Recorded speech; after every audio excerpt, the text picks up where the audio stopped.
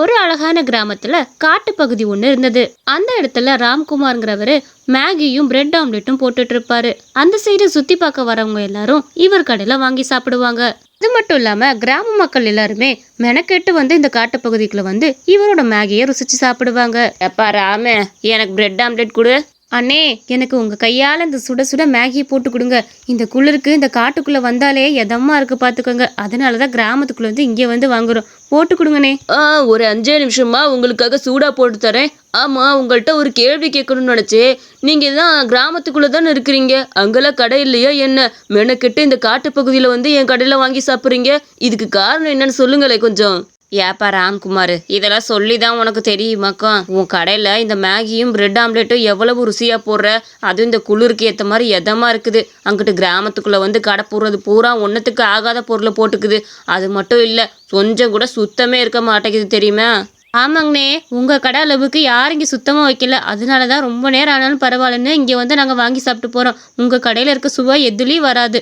சரிங்கண்ணே, நாங்கள் சாப்பிட்றோம். அடடே, இதை கேட்கவே எனக்கு ரொம்ப சந்தோஷமா இருக்கு. ரொம்ப நன்றிம்மா. நீங்க மட்டும் இல்லைன்னா என் கடை இந்நேரம் எப்படி போயிருக்கும்னே தெரியாது. நீங்க தான் என் கடையை நல்லா வளர்த்து விட்டது. எப்பவும் என் கடையில கண்டிப்பா வந்து வாங்கி சாப்பிடுங்க. இப்படி ராம்குமார் கடை அந்த கிராம மக்களுக்கு ரொம்ப பிடிச்சமான கடையா இருந்தது. அங்க வந்தவங்க எல்லாரும் அந்த நூடுல்ஸையும் பிரெட் ஆம்லெட்டையும் சாப்பிட்டுட்டு அங்க இருந்து கிளம்பினாங்க. பரவாயில்ல, நம்ம ஒரு கைத்தொழில நல்லா கத்து வச்சிருக்கோம். அது வரைக்கும் நமக்கு ரொம்ப சந்தோஷம். அப்ப அந்த இடத்துக்கு ஒருத்தன் வந்தான். வாப்பா வா, பிரெட் ஆம்லெட் இருக்குது, நூடுல்ஸ் இருக்குது, ஆஃப் பாயில் எல்லாமே இருக்குது. உனக்கு என்ன வேணுமோ கேளு. எல்லாமே நெய்ல தான்ப்பா செஞ்சுட்டு இருக்கிறேன். சூப்பரா இருக்கும், சாப்பிட்றியா? ஏய், நீ செய்யறதுலாம் இருக்கட்டும்டா, முதல்ல எனக்கு ஃப்ரீயா கொடு. எல்லாமே நான் ஃப்ரீயா சாப்பிட்டு பார்க்கணும். இந்த 3 ஐட்டமே எனக்கு ஃப்ரீயா போட்டு கொடு, அப்பனா தான் சாப்பிடுவேன். இல்லைன்னு வச்சுக்க, உன் கடையை என்ன பண்ணுவேன்னு தெரியாது.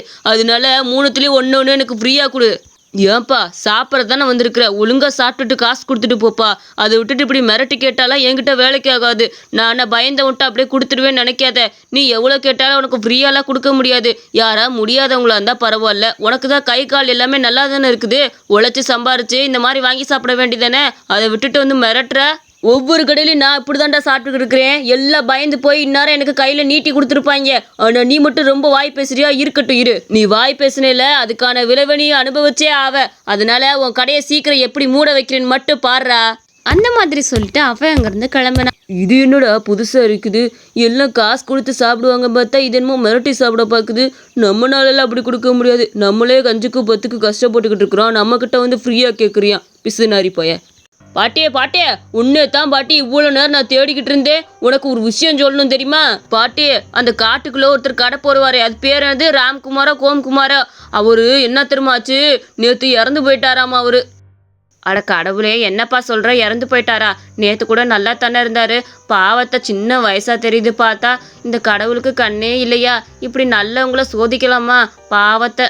இந்த செய்தியை கேட்கவே கஷ்டமா இருக்குது. நூடுல்ஸ் சாப்பாடுலாம் அவ்வளோ ருசியா செய்யும் அந்த தம்பி. பாவத்தை, எனக்கு கூட ரொம்ப கஷ்டமா இருக்கு. வாங்க, அவர் வீட்டில் போய் ஒரு தடவை பார்த்துட்டு வந்துருவோம் வாங்க. ஏமா ஒரு நிமிஷம், அவரை தூக்கி அடக்கம் பண்ணி விட்டாங்க நேத்தே. நீ போனாலும் ஒன்னத்தையும் பார்க்க முடியாது. அது மட்டும் இல்லை, உங்களுக்கு ஒரு விஷயம் தெரியுமா? அந்த காட்டுக்குள்ளே இனிமேல் யாரும் போகாதீங்க. அவனோட ஆவி அங்கேயே சுற்றிக்கிட்டு இருக்காமா. நிறைய பேர் நேற்று காலையில் அவனோட ஆவியை பார்த்துருக்குறாங்க. அதனால எல்லாத்தையும் அவன் பயமுறுத்துறானாமா. நீங்களாம் அந்த சைடு போயிடாதீங்க. யாரையும் கொண்டு போட்டானா நம்மளை எதுவுமே பண்ண முடியாது. பார்த்து இருந்துக்கோங்க. ஐயோ, என்னப்பா சொல்ற? அட கடவுளே, ஆவியை சுத்திக்கிட்டு இருக்கிறானா? மனுஷனா இருக்கிற வரைக்கும் தான் அது மிருகமா மாறாம இருப்பான். ஆவியா மாறிட்டானா எப்படி மாறுவானே தெரியாது. அதனால யாரும் போகாதீங்க. உங்க பாசத்துல தூக்கி மூட்டை கட்டி வச்சுட்டு பேசாம இருங்க. இந்த மாதிரி அந்த கிராம மக்கள் எல்லாரும் காட்டு பகுதிக்கு போறத நிப்பாட்டினாங்க. இல்ல ராம்குமார், எப்படி உன் கடையை நிப்பாட்டினேன்னு பார்த்தியா? எனக்கு தெரியாதா எப்படி பிளான் போட்டா எங்க இடிக்கும்னு? நான் இனிமேல் உன் கடையை எப்படி நடக்க விடாம பண்றேன்னு மட்டும் பாடுறா. அடுத்த நாள் அவர் கடைக்கு யாருமே வராத நினைச்சு அவரு ரொம்ப வருத்தப்பட்டுட்டு இருந்தாரு. அவரோட கடையில காலையில ஆரம்பிச்சா மதியானத்துக்குள்ள எல்லாமே தீந்து போயிடும். ஆனா அன்னைக்கு சாயந்தரம் ஆகியும் முடியவே இல்லை எதுவும். அட என்னடா இது, இவ்வளோ நேரம் யாருமே வந்து சாப்பிட வர மாட்டேங்கிறாங்க. இவ்வளோ நேரம் ஆச்சு. இந்நேரம் என் கடையில் பாதி தீந்து போயிருக்கும். எல்லாத்துக்கும் என்ன ஆச்சு? ஒருவேளை நேற்று வந்தவன் ஏதாவது ஒன்று சொல்லி வச்சிருப்பானோ? இன்னும் தெரியலையே. ஐயோ, அவன் வேற என்னென்னமோ சொல்லி பயமுறுத்தி வச்சிருக்கிறான். அந்த ராம்குமாரோட ஆவி இங்கே சுத்துதுன்னு. அதை பார்த்தா முடியுமா? நம்ம ஆடுகளை வச்சுருக்கோம், மேய்ச்சித்தான் ஆகணும். அப்புறம் ஆடுகள்லாம் சாப்பாடு இல்லாமல் செத்து போயிடும். ஆவியாவது கீவியாவது எதுவும் என் கண்ணில் காட்டிடாத கடவுளே. நானே கஷ்டப்பட்டு உழைச்சிக்கிட்டு இருக்கேன், நீ தான் துணை இருக்கணும். அட கடவுளே, நான் பார்க்கறது நிஜமா பொய்யா? உண்மையிலே அவனோட ஆத்மா இங்கே கடை போட்டிருக்குது. ஐயோ, என்னை எதுவும் பண்ணிடாத. நீ இறந்து போனதுக்கு நாங்களா காரணமாக முடியும், இப்படி எங்களை பயமுறுத்துறியே. ஏம்மா, என்ன பேசிட்டு இருக்கீங்க? நான் உயிரோட தான் இருக்கிறேன். இறந்து போயிட்டேன்னு சொல்லிட்டு இருக்கிறீங்க. நான் இறந்துலாம் போகலம்மா, இங்க பாருங்க, நான் உயிரோட தான் இருக்கிறேன். என்னது இது, உயிரோட இருக்குங்கிறியா? பயமா இருக்குது. பேயெல்லாம் இப்படி சொல்லி பக்கத்துல போனமே பிடிச்சி கொண்டு பிடிச்சினா என்ன பண்றது? அட, அந்த ஆளுக்கு வேர்க்குதே. அப்பனா பேய்க்கெல்லாம் வேர்க்கவா செய்யும்? ஒருவேளை அந்த ஆள் உண்மையிலே சாகலையோ என்னமோ, போய் என்னன்னு தான் கேட்டு பார்த்துருவோம். ஏப்பா, நீ சாகலையப்பா? நேற்று ஒரு தடிப்பை தான்ப்பா ஊருக்குள்ளே வந்து சொல்லிக்கிட்டு இருந்தியா நீ செத்து போயிட்டதா? அது மட்டும் இல்லை, உன் ஆவி அங்கே அலமோதிக்கிட்டு இருக்குதுன்னு சொன்னியா. அதனால தான் நாங்கள் இந்த சைடு கூட வரல. நான் ஆடு மேய்க்கிறதுக்காக தான் வந்தேன். இப்படி நீ இருப்பேன்னு நான் நினச்சி கூட பார்க்கல. அப்புறம் எதுக்கு அவன் பொய் சொல்லியிருப்பேன்னு தெரியலையே. அவன் தான் இந்த வேலையை பார்த்ததா? அம்மா, ஏமா நீங்கள் வேற? நேற்று வந்து ஃப்ரீயாக என்கிட்ட எல்லாத்தையும் சாப்பிட கொடுன்னு கேட்டான். நான் சாப்பிட கொடுக்க முடியாதுன்னு சொன்னதுக்கு இவன் இந்த மாதிரி வேலையை பார்த்து வச்சிருக்கிறான். இவனை சும்மாவே விடக்கூடாது. என் கடை நஷ்டமாதில் அவனுக்கு என்னதான் அப்படி சந்தோஷமா எனக்கு தெரியலம்மா. திங்கிறதே வாசி, இதில் வேலை இவனுக்கு எவ்வளோ இதாக கேட்டிருக்கிறியான் பாரு. நீ ஒன்றும் கவலைப்படாதப்பா, அவனை வேற வழியில் சமாளிச்சுக்கலாம். ஊர் மக்கள்கிட்ட நான் சொல்கிறேன், நான் சொல்கிறத மட்டும் செய்ய. நீ முந்தானோடு அந்த மேகி கடைக்காரன் இறந்து போயிட்டான்னு சொன்னேல, நான் கூட சந்தேகப்பட்டு போனேன்ல அங்கே ஆடு மிக்கிறப்ப. அந்த ஊர் மக்கள் எல்லாருமே சொன்னாங்க இறந்து போயிட்டாங்கன்னு. அது மட்டும் இல்லை, நீ சொன்ன மாதிரியே அவன் ஆவி அங்கே அலமுதித்தானே இருக்கு. அப்படியா? நான் தான் சொன்னேன்ல, என் மேலே சந்தேகப்பட்டுட்டு நீ போய் ஊருக்குள்ள வரை கேட்டு வந்திருக்கிறியா? அங்கிட்டு போகாத கிளவி, உன்னை அடிச்சு முள்ளுக்குள்ளே தூக்கி போட்டு போயிடுவியா? அமைதியா இருந்துக்க, சரியா? ஆமலை தடியா, எதுக்கு நம்ம அங்கிட்டு போயிட்டோம்? நீ எதுக்கும் பார்த்தே இருந்துக்காதான் சொல்லிட்டு போலான்னு வந்தேன். அட, நம்ம வாய் என்ன வாயி? வாயில சொன்னது உண்மையிலே நடந்துருச்சு. அவன் உண்மையிலே செத்து போயிட்டான் போல இருக்குது. பாவம், உண்மையிலே ஆவி அழிஞ்சுக்கிட்டு இருக்குமோ? எதுக்கு உண்மையில நம்ம அங்கே போகாமல் இருந்துக்கிறதே நல்லது.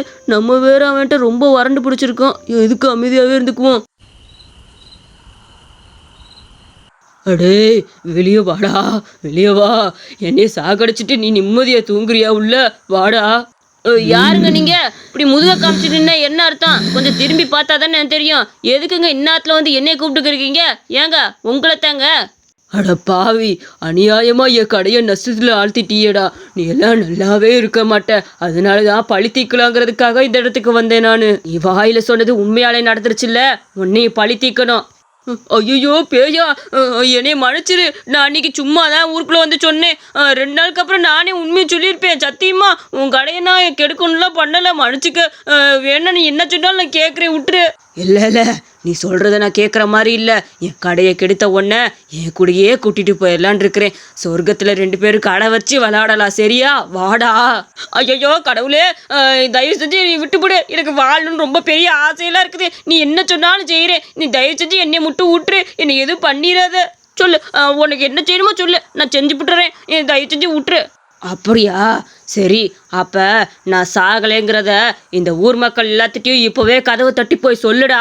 அது மட்டும் இல்ல, நீ கூடவே என்கிட்ட பிச்சை கேட்டதையும் போய் சொல்லு. போ, ஓடு. இந்த போறேன், இந்த மகராசா போறேன் மகராசா. நல்ல வேலை, அந்த பாட்டி சொன்ன ஐடியா நல்லா ஒத்து போகுது. இவனை இப்படி திருத்தினாதான் முடியும். பாட்டி சூப்பர் ஐடியா தான் கொடுத்துருக்குறாங்க. இந்த கதை உங்களுக்கு பிடிச்சிருந்துச்சுன்னா மறக்காம நம்ம அனிமேஷன் ஸ்டோரிஸ் சேனலுக்கு சப்ஸ்கிரைப் பண்ணிக்கோங்க.